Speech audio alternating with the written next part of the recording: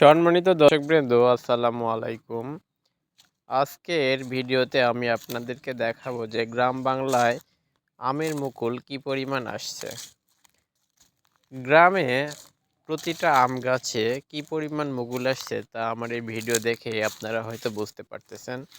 এই যে একটা গাছ আপনাদেরকে দেখাচ্ছি, এই গাছে সারা গাছে মুকুল, কোথাও ফাঁকা নাই। তো গতবারে আমের দাম খুব কম ছিল, কারণ গতবার খুব আম আসছিল এইরকমই। যদি কোনো প্রাকৃতিক দুর্যোগ না আসে তাহলে এইবারও আমের দাম খুবই কমই থাকবে, বেশি হবে না। যাই হোক, আপনাদের জন্য এটাই সুখবর যে আপনারা এবারও খুবই কম দামে আম খাইতে পারবেন।